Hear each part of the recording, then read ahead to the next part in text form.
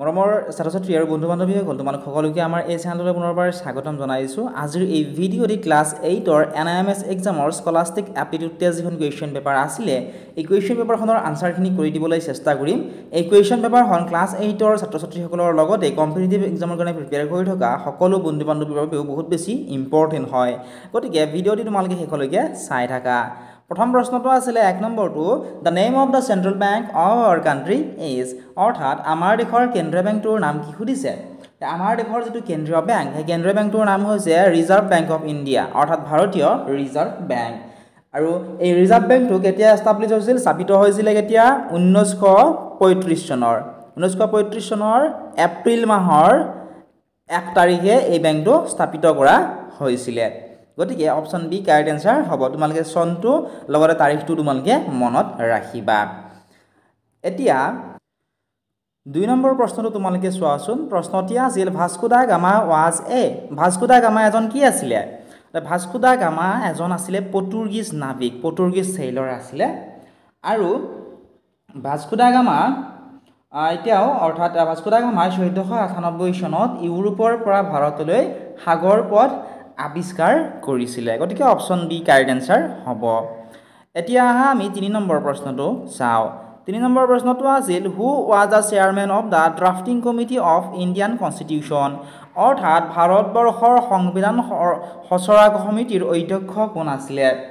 ভাৰতবৰ্ষৰ সংবিধান খচৰা সমিতিৰ অধ্যক্ষ আছিলে ডক্টৰ B.R. আম্বেদকাৰ। গতিকে অপশ্যন এ হ'ব এই কুৱেশ্যনটিৰ কাৰেক্ট আনচাৰ। আৰু তেওঁ সংবিধান খচৰা সমিতিৰ সভাপতি আছিলে, লগতে ভাৰতৰ সংবিধানৰ মুখ্য ৰচয়িতা হিচাপে তেওঁ পৰিচিত আছিলে। এতিয়া চাওঁ আহা আমি প্ৰশ্ন নম্বৰ 4টো।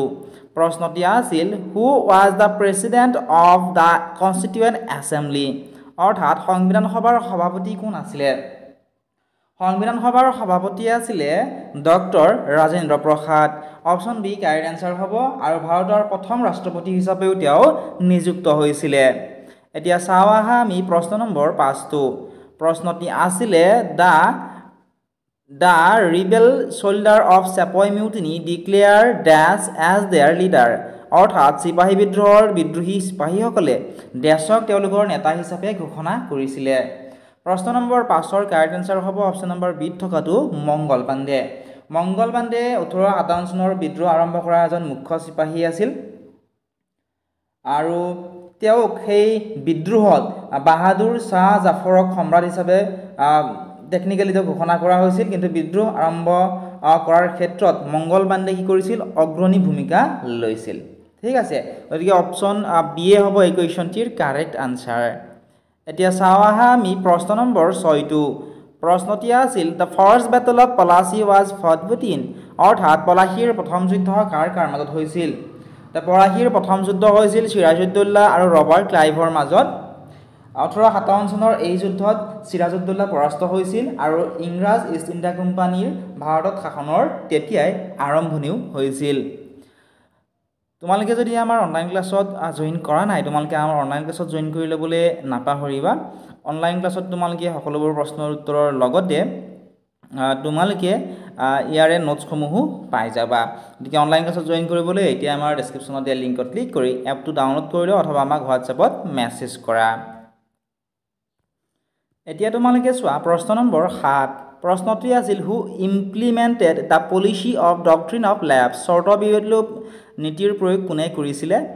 অপশ্যনবোৰ তোমালোকে চোৱাচোন। এই অপশ্যনবোৰৰ ভিতৰত কাৰেক্ট এনচাৰটি হ'ব অপশ্যন নম্বৰ এত থকাটো লৰ্ড ডেলহাউচি।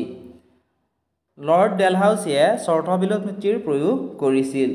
ঠিক আছে, নেক্সট প্ৰশ্নটো তোমালোকে চোৱাচোন। প্ৰশ্ন নম্বৰ 8। প্ৰশ্নটো আছিল find the incorrect pair of from the following, তলত দিয়া অশুদ্ধ যুটিটো বাছি উলিওৱা। যিহেতু অশুদ্ধ বুলি কৈছে, ইয়াতে অপশ্যন এটোৱে হ'ব কাৰেক্ট এনচাৰ। কিহৰ কাৰণে কাৰেক্ট, কাৰণ এইটো অশুদ্ধ হৈ আছে, কাৰণ ব্ৰহ্ম সমাজ দিয়া আছে, হয়নে। ব্ৰহ্ম সমাজ কি হ'ব, ব্ৰহ্ম সমাজ কোনে প্ৰতিষ্ঠা কৰিছিলে, ঈশ্বৰ চন্দ্ৰ বিদ্যাসাগৰে, হয় জানো, নহয়। কোনে কৰিছিলে, ৰাজা ৰামমোহন ৰায়ে। গতিকে ইয়াত যিহেতু ঈশ্বৰ চন্দ্ৰ বিদ্যাসাগৰ আছে আৰু অশুদ্ধ যুটিটো আমাক বিচাৰি উলিয়াবলৈ গৈছিলে, গতিকে অপশ্যন নম্বৰ এ হ'ব এই কুৱেশ্যনটিৰ কাৰেক্ট আনচাৰ। এতিয়া চাওঁ আহা আমি প্ৰশ্ন নম্বৰ 9। প্ৰশ্নটি আছিল হু কম্প'জ ৰামচৰিত মানস, ৰামচৰিত মানস কোনে ৰচনা কৰিছিলে ৰামচৰিত মানস ৰচনা কৰিছিলে তুলসী দাসে অপশ্যন নম্বৰ ডি হ'ব এই প্ৰশ্নটিৰ কাৰেক্ট আনসাৰ এতিয়া চাও আহা আমি প্ৰশ্ন নম্বৰ 10টো প্ৰশ্নটি আছিল who was the companion of Bhagat Singh in throwing bomb in the central legislative assembly অৰ্থাৎ কেন্দ্ৰীয় সংসদ ভৱনত বোমা নিক্ষেপ কৰাৰ সময়ত ভগত সিঙৰ সহযোগী কোন আছিল কেন্দ্ৰীয় সংসদ ভৱনত বোমা নিক্ষেপ কৰাৰ সময়ত ভগত সিঙৰ সহযোগী আছিল বটুকেশ্বৰ দত্ত অপশ্যন সি হ'ব এই কুৱেশ্যনটিৰ কাৰেক্ট আনসাৰ এতিয়া চাও আহা আমি প্ৰশ্ন নম্বৰ 11টো প্ৰশ্নটি আছিল why was Simon commission boycotted অৰ্থাৎ সাইমন কমিশ্যন কিয় বৰ্জন কৰা হৈছিল গতিকে শুদ্ধ উত্তৰটি হ'ব অপশ্যন নম্বৰ বি থকাটো the commission had no Indian representative অৰ্থাৎ সাইমন কমিশ্যনত কোনো ভাৰতীয়কে অন্তৰ্ভুক্ত কৰা নাছিলে আৰু ইয়াৰ বাবেই সাইমন কমিশ্যন বৰ্জন কৰা হৈছিল এতিয়া তোমালোকে চোৱা প্ৰশ্ন নম্বৰ 12টো প্ৰশ্নটি আছিল freedom is my birth right this slogan was raised by স্বৰাজ মোৰ জন্মস্বত্ব এই উক্তি কোনে দিছিলে সুধিছে স্বৰাজ মোৰ জন্মস্বত্ব এই উক্তি কোনে দিছিলে এই উক্তিটো দিছিলে বাল গংগাধৰ তিলকদেৱে গতিকে অপশ্যন ডি হ'ব কাৰেক্ট আনসাৰ এতিয়া বাল গংগাধৰ তিলক কোন আছিল বাল গংগাধৰ তিলক আছিল এজন স্বাধীনতা সংগ্ৰামৰ নেতা তেওঁ এই যেটো শ্লোগান আছিল যে স্বৰাজ মোৰ জন্মস্বত্ব এই শ্লোগানেৰে ভাৰতীয় স্বাধীনতা আন্দোলনত নতুন উজ্জীৱন আনিছিলে এতিয়া চাও আহা আমি প্ৰশ্ন নম্বৰ 13টো প্ৰশ্নটি আছিল the first aviation transportation in India took place in ভাৰতবৰ্ষৰ প্ৰথম বায়ু সেৱা পৰিবহণ আৰম্ভ হৈছিল ভাৰতবৰ্ষৰ প্ৰথম বায়ু সেৱা পৰিবহণ আৰম্ভ হৈছিল 1911 চনত অপশ্যন নম্বৰ সি টো হ'ব কাৰেক্ট আনসাৰ 1911 চনত ভাৰতত প্ৰথমবাৰৰ বাবে কলকাতাৰ পৰা বৰাকপুৰলৈ ঠিক আছে বিমান পৰিবহণ কৰা হৈছিল এতিয়া নেক্সট প্ৰশ্নটো তোমালোকে চোৱাচোন প্ৰশ্ন নম্বৰ 14টো প্ৰশ্নটি আছিল the only member from Assam in the drafting committee of Indian constitution was ভাৰতবৰ্ষৰ সংবিধান খচৰা কমিটিত থকা অসমৰ একমাত্ৰ সদস্যজন কোন আছিলে ভাৰতবৰ্ষৰ সংবিধান খচৰা কমিটিত থকা অসমৰ একমাত্ৰ সদস্যজন আছিল সৈয়দ মহম্মদ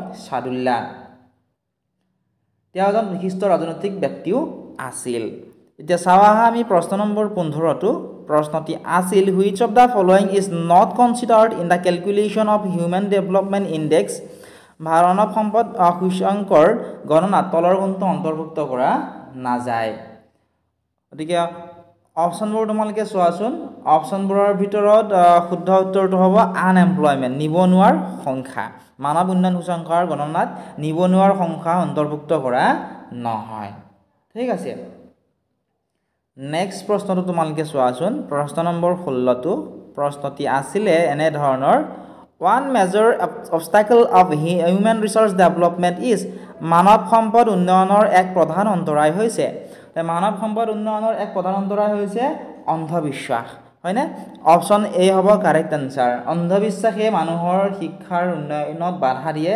বিজ্ঞান ভিত্তিক চিন্তাধাৰাৰ অভাৱত মানুহ উন্নত নোহোৱাৰ এটা মূল কাৰণেই হৈছে অন্ধবিশ্বাস এতিয়া চাও আহা আমি প্ৰশ্ন নম্বৰ 17টো প্ৰশ্নটি আছিল এনে ধৰণৰ North Eastern Council চমুকৈ NEC was established in Dash and its head office located at Dash উত্তৰ পৰিষদ ডেছ চনত গঠন কৰা হৈছিল আৰু ইয়াৰ মুখ্য কাৰ্যালয় ডেছত অৱস্থিত উত্তৰ পূব পৰিষদৰ যেটো মুখ্য কাৰ্যালয় এটো ক'ত অৱস্থিত আছিল এটো আছিল শিলঙত অৱস্থিত আৰু কেতিয়া গঠন কৰা হৈছিল 1971 চনত এটো গঠন কৰা হৈছিল বা স্থাপিত হৈছিল ঠিক আছে অপশ্যন সি হ'ব এই কুৱেশ্যনটিৰ কাৰেক্ট আনসাৰ এতিয়া আমি নেক্সট প্ৰশ্নটো আমি চাও প্ৰশ্ন নম্বৰ 18টো তোমালোকে চোৱাচোন প্ৰশ্নটি আছিল which of the following is a certification mark for agricultural product অৰ্থাৎ তলৰ কোনটো চিহ্ন কৃষিজাত সামগ্ৰীৰ মান বিশিষ্টতাৰ প্ৰমাণ সুধিছে গতিকে শুদ্ধ উত্তৰটি হৈছে অপশ্যন নম্বৰ বি থকাটো এগ মাৰ্ক হৈছে কৃষিজাত সামগ্ৰীৰ মান বিশিষ্টতাৰ প্ৰমাণ গতিকে প্ৰশ্ন নম্বৰ 18ৰ অপশ্যন নম্বৰ বি হ'ব কাৰেক্ট আনসাৰ আশা কৰিছো তোমালোকে বুজি পাইছা আৰু কৃষি সামগ্ৰীৰ মান নিৰ্ধাৰণৰ বাবে এগ মাৰ্ক ব্যৱহাৰ কৰা হয় এতিয়া আমি নেক্সট কুৱেশ্যনটি চাও আহাচোন কুৱেশ্যনটি আছিল